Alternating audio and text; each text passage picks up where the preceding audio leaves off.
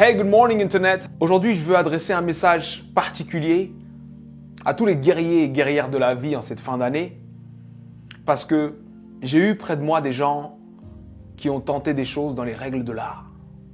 J'ai moi-même plusieurs fois dans ma vie tenté des choses dans les règles de l'art, c'est-à-dire la motivation y était, la planification y était, la foi y était, tout y était et ça n'a pas marché. Et ça arrive. Des fois, ça arrive même que tu sais que ça va marcher, tu fais tout pour que ça marche, mais d'autres choses que tu croyais là s'effondrent. Des imprévus de la vie arrivent en angle mort et boum! Des choses qu'on peut appeler catastrophiques. Et là, tu te poses la question, mais pourquoi moi? Pourquoi c'est aussi dur pour moi? Pourquoi ça m'arrive à moi? Si tu es de ceux qui se posent cette question, il faut que je te raconte l'histoire d'un homme. Cet homme est né en 1809. En 1816, à 7 ans, forcé à travailler parce qu'on est en train d'expulser sa famille. En 1818, il perd sa mère. En 1828, il perd sa sœur. En 1831, il lance son premier business et il fait faillite. En 1832, il se présente aux élections législatives. Il perd. En 1833, il emprunte de nouveau de l'argent pour créer un business qu'il lance et qui fait faillite encore. En 1835, il rencontre une femme merveilleuse, il tombe amoureux d'elle, il se fiance et elle meurt. En 1836, il rentre dans une période sombre de sa vie, il rentre dans une dépression profonde.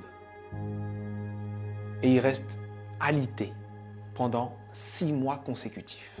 Mais il se relève. Il se relève et cette même année, 1836, il se représente aux élections législatives et il perd de nouveau. En 1840, il se présente pour être électeur. Il perd. Et en 1842, il rencontre la femme avec qui il va finir sa vie, sa femme. Il tombe amoureux, il se fiance, il se marie et elle lui donne 4 enfants.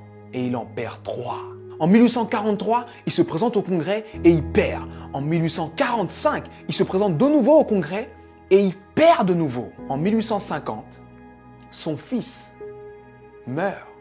En 1854, il se présente au Sénat, il perd. En 1956, il se présente pour être vice-président. Il n'a même pas 100 voix. En 1958, il se présente de nouveau au Sénat et il perd de nouveau. Et en 1960, Abraham Lincoln est élu président des États-Unis d'Amérique.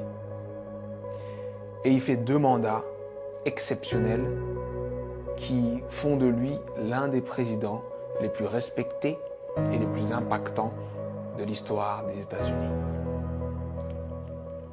C'était important que je te raconte cette histoire. C'était important que je te raconte cette histoire parce que on voit le héros, mais on ne voit pas les coulisses de la réussite. Il faut que tu acceptes les coulisses de ta réussite. Peu importe la difficulté, peu importe ce qui se passe, peu importe ce que tu dis, sache que tant que tu respires, ton but t'attend. Tant que tu respires, ton rêve t'attend. Et je vais te dire une chose que je veux que tu gardes dans ta tête et dans ton cœur le plus longtemps possible et que tu te répètes le plus souvent possible. Les épreuves que tu trouves sur ton parcours sont adaptées à ton potentiel. Les petits potentiels ont de petites épreuves. Les gros potentiels ont de grosses épreuves.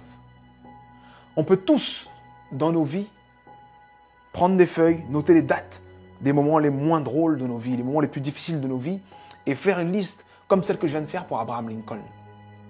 Mais sincèrement, je pense que Abraham Lincoln faisait l'inverse.